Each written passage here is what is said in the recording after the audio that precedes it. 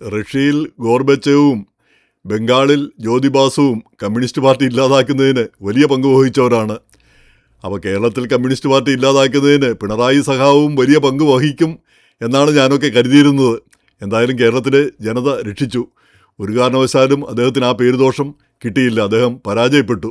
അപ്പോൾ അദ്ദേഹം പരാജയപ്പെടണം, കേരളത്തിലെ കമ്മ്യൂണിസ്റ്റുകാർ അധികാരത്തിൽ നിന്ന് പുറത്തു പോകണം എന്ന് പറഞ്ഞുകൊണ്ട് നിരന്തരം ശബ്ദമുയർത്തിയിരുന്ന ഒരു വ്യക്തിയാണ് ഞാനും. അതിൽ യാതൊരു തെറ്റും തോന്നുന്നില്ല, യാതൊരു അഭിമാനക്കുറവും തോന്നുന്നില്ല.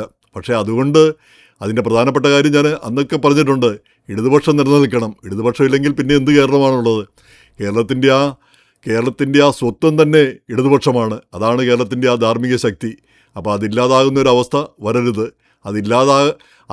അതില്ലാതാകണമെങ്കിൽ ഒരു ഭരണം കൂടെ കിട്ടിയാൽ മതി. ഒരു തവണ കൂടെ ഭരണം കിട്ടിയാൽ നമ്മൾ ആ സംഘടന, ആ പ്രസ്ഥാനം തന്നെ ഇല്ലാതാവുന്ന അവസ്ഥ വരും. നേതാക്കന്മാർ അവരുടെ തോന്നിയതുപോലെ ഒക്കെ ചെയ്യും. ഇപ്പം തന്നെ നമുക്കറിയാം, ഇപ്പം നമ്മൾ ഈ മുഖ്യമന്ത്രി സതീശൻ എത്ര കാര്യമായിട്ടാണ് ഭരിക്കുന്നത്. നല്ല മുഖ്യമന്ത്രി, നല്ല ജനപിന്തുണ, ജനങ്ങളുമായിട്ട് നല്ല ബന്ധം. അതുപോലെ തന്നെ മന്ത്രിമാരെല്ലാം കാര്യപ്പെട്ട ആളുകൾ. ആരും ആപ്പയുപ്പയൊന്നും അവിടെ മന്ത്രിമാരില്ല. നേരെ മറിച്ച് കഴിഞ്ഞ മന്ത്രിസഭയിൽ എന്തായിരുന്നു സ്ഥിതി? ഉള്ള ആപ്പയുപ്പയൊക്കെ ആയിരുന്നു. മുഖ്യമന്ത്രി കഴിഞ്ഞാൽ ബാക്കിയുള്ളവരൊക്കെ മന്ത്രിമാർ. അപ്പോൾ അങ്ങനെയുള്ള ഒരു സാഹചര്യത്തിലാണ് ആ മന്ത്രിസഭയൊന്ന് വീഴണം, അവരെ ഒന്ന് ആട്ടിപ്പുറത്താക്കണം എന്ന് ഞാനൊക്കെ ശബ്ദമുയർത്തിയിരുന്നു, നമ്മളൊക്കെ മുറവിളി കൂട്ടിയിരുന്നത്. പ്രധാനപ്പെട്ട കാര്യം ഇടതുപക്ഷം നിലനിൽക്കണം, അല്ലെങ്കിൽ പിന്നെ കേരളം ഇങ്ങനെ ആവില്ല. അപ്പോൾ അത് നമ്മുടെയൊക്കെ ആഗ്രഹം പോലെ നടന്നു. അപ്പോൾ എങ്കിൽ ഇടതുപക്ഷം പുറത്തുപോയി കഴിഞ്ഞാൽ നമുക്കറിയാം, ഈ കുട്ടി സഖാക്കളും SFIക്കാരും DYFIക്കാരും ഒക്കെ ഒന്ന് ഇൻക്ലാബ് വിളിക്കുന്ന കാര്യമൊക്കെ അവർ മറന്നുപോയി. ഒരു പിക്കറ്റ് നടത്തുന്നോ അല്ലെങ്കിൽ ഒരു ഖരാവോ നടത്തുന്നോ ഒക്കെ അവർ മറന്നുപോയി, എല്ലാം മറന്നുപോയി കഴിഞ്ഞു. അപ്പോൾ അത് വീണ്ടും ഒന്ന് പുനരുജ്ജീവിപ്പിച്ച് വരുന്നുണ്ട്. വീണ്ടും പഴയ ആ ഒരു വിപ്ലവ വീര്യം അവർ തിരിച്ചെടുക്കുന്നുണ്ട്.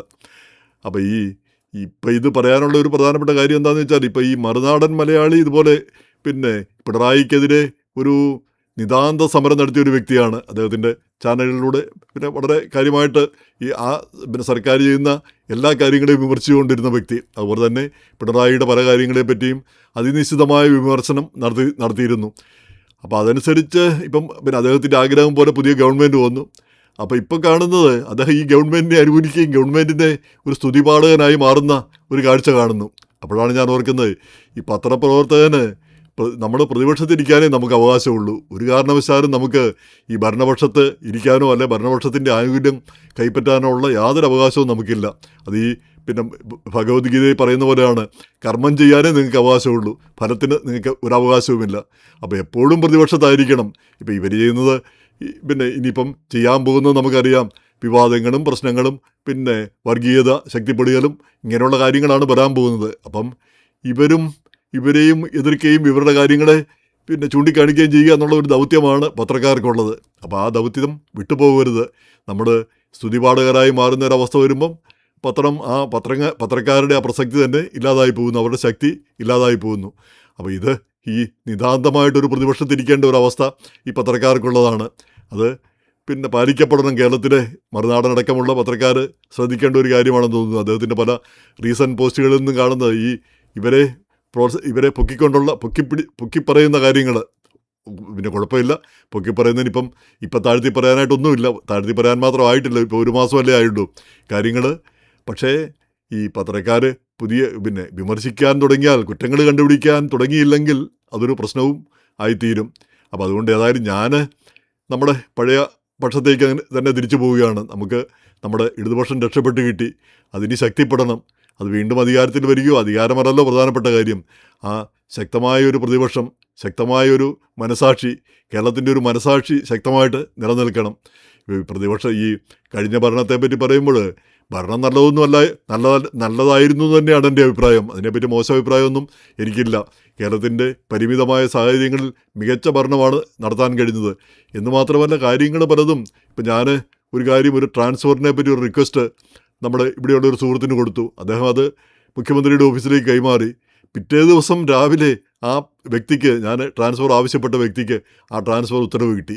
വാസ്തവം പറഞ്ഞാൽ അന്തം വിട്ടുപോയി, കേരളത്തിൽ ഇങ്ങനെ ഇത്രയും ഫാസ്റ്റായിട്ട് കാര്യങ്ങൾ നടക്കുമോ എന്ന്. അപ്പോൾ അങ്ങനെയൊക്കെയുള്ള മികച്ച ഒരു ഗവൺമെൻറ് ആയിരുന്നു എന്നുള്ള കാര്യത്തിൽ തർക്കമില്ല. പക്ഷേ മികവല്ലല്ലോ പ്രശ്നം. ഈ മികവോ ഗവൺമെൻറ്റോ ഭരണമോ അല്ലല്ലോ കാര്യം ഇരിക്കുന്നത്.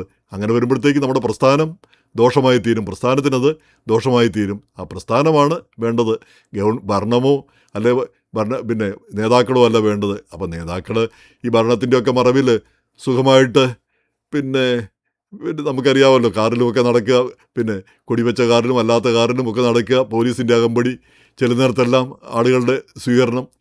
പിന്നെ ഈ യുവാക്കൾക്കാണെങ്കിലും മെയ്യനങ്ങാതെ ഒരു നാല് ഇംഗ്ലാവ് പോലും വിളിക്കാതെ കാര്യങ്ങളെല്ലാം നടക്കുന്നു. അവർ വലിയ ആളുകളായിട്ട് നടക്കുന്നു. അങ്ങനെയുള്ളൊരവസ്ഥ, പോലീസിൻ്റെ ഒരു 2 തല്ല് പോലും കിട്ടാതെയാണ് കഴിഞ്ഞു പോയത്. അപ്പം അങ്ങനെയൊക്കെ വരുമ്പോഴത്തേക്ക് ആ പ്രസ്ഥാനമില്ലാതാകുന്ന ഒരവസ്ഥ വരും. അതിനൊരു മാറ്റം കിട്ടി. അപ്പോൾ ആ മാറ്റം ഇനി നമുക്ക് പ്രസ്ഥാനത്തെ ശക്തിപ്പെടുത്താം. അധികാരം നമുക്ക് അടുത്ത 5 വർഷം കഴിഞ്ഞോ അല്ലെ 10 വർഷം കഴിഞ്ഞോ നമുക്ക് നേടണം. അതിനു വേണ്ടിയിട്ടുള്ള പ്രവർത്തനമാകാം. അപ്പം പത്രക്കാർ എപ്പോഴും പ്രതിപക്ഷം തന്നെ, നമുക്ക് പറഞ്ഞിട്ടുള്ളത് അവിടെ തന്നെ.